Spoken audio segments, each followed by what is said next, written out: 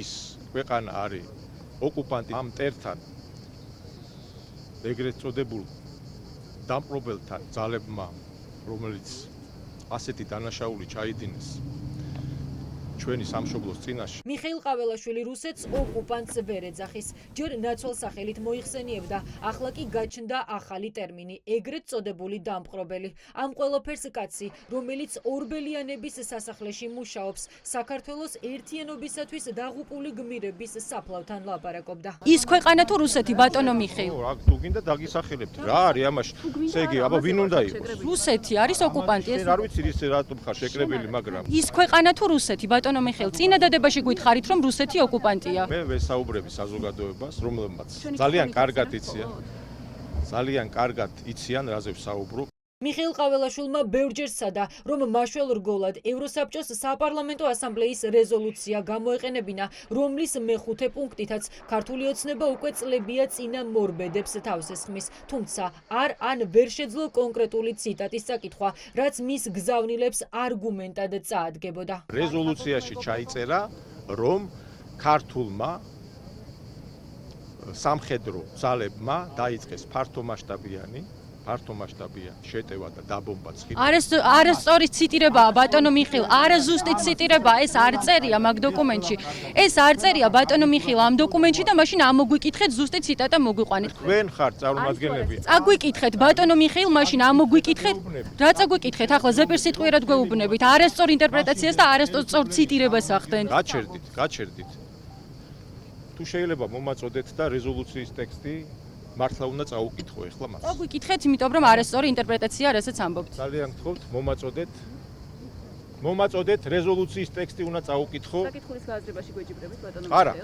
სანამ ყაველაშვილი რეზოლუციის ტექსტს ელოდებოდა, რომელიც დაჟინებული თხოვნის მიუხედავად მისთვის არავის მიუწოდებია, ასპარეზზე იგივე ნარატივით კობახიძე გამოვიდა. ოცნების ლიდერი ისევ იმეორებს, რომ ომი სააკაშვილმა დაიწყო. ჩვენ ომის დაწყებაში ვადანაშაულებთ სააკაშვილის სისხლიან რეჟიმს. მიხეილ სააკაშვილს როდესაც ადანაშაულებთ ომის დაწყებაში, საქართველოსაც ადანაშაულებთ. და სწორედ ამაშია საქმე, რომ მოღალატე მთავარსარდალი ყავდა მაშინ ფორმალურად ამ ქვეყანას. და ჩვენი გმირები შეეწირნენ სწორედ იმას, რომ ჩვენი მთავარსარდალი, ეგრეთ წოდებული მთავარსარდალი იყო მოღალატე. ერთმა დაგვიფაროს, რომ ეს მინძური აგენტი მიხეილ სააკაშვილი და საქართველო იყოს ერთ-ერთი. ვინ იყო მიხეილ სააკაშვილი? იყო გაყალბებით თავზე დასმული უცხოელი აგენტი, შემდეგ შეასრულა დავალება, მან დაიწყო ომი, ისმა სისხლიანმა რეჟიმმა დაიწყო ომი. კობახიძე რუსოფობს ეძახის ყველას, ვინც მისთვის მიუღებელია. კითხვაზე, რატომ მოუნდა აგვისტოს ომის 18 წლის თავზე იმ წერილის გამოქვეყნება, რომელიც დასავლურმა საზოგადოებამ უკვე შერაცხა ანტისახელმწიფოებრივად პასუხის გაცემის ნაცვლად თავდასხმაზე გადადის. სამი სხვადასხვა კამპანია ჰქონდა ჯერ კიდევ 2022 წელს, რუსოფობიური კამპანია და ამ ტერმინს მაშინაც ვამბობთ. რომ საშიში იყო ის პროვოკაციები, რომელსაც აწყობდნენ 2022 წელს. პირველი კამპანია დაიწყეს ომის დაწყებისთანავე, მეორე კამპანია, როდესაც დაიწყეს მაშინ, როცა პუტინმა გამოაცხადა მობილიზაცია და მესამე კამპანია დაიწყეს 2022 წლის ტურისტული სეზონის დროს. და ყოველჯერზე ამას ააქტიურებდნენ. მიზანი რა არის? მიზანი არის პროვოკაციების მოწყობა.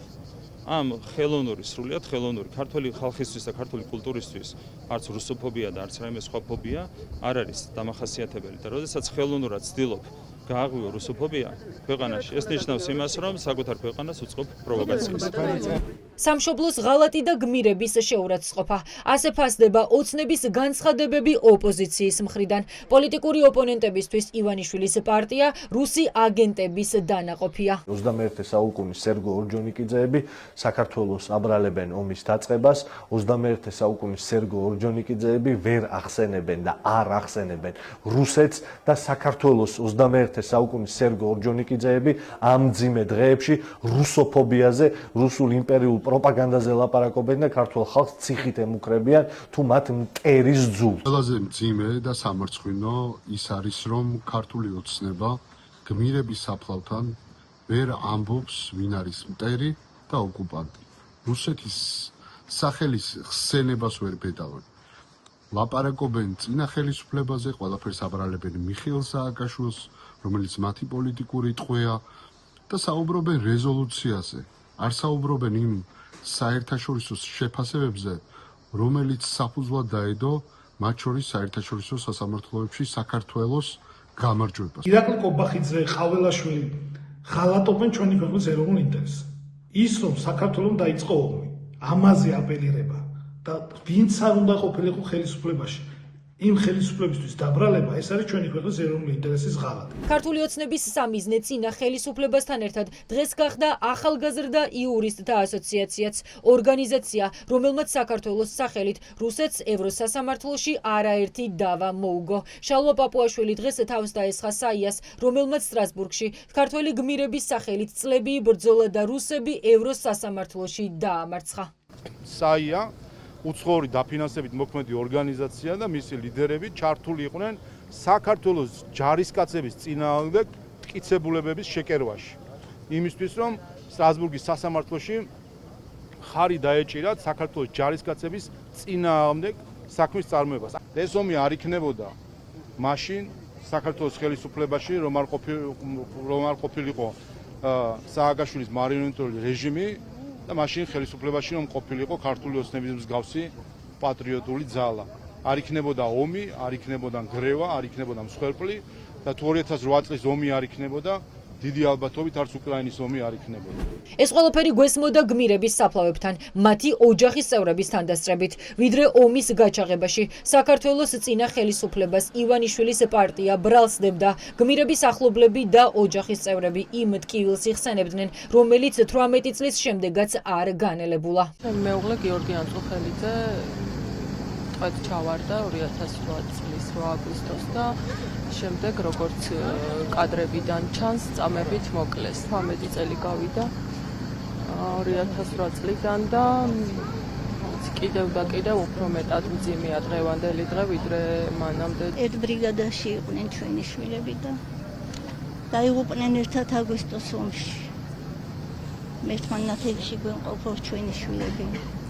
აღარასოდეს განმეორებული იყოს ეს მძიმე დღეები, მშვიდობა ყოფილიყოს ქვეყანაზე.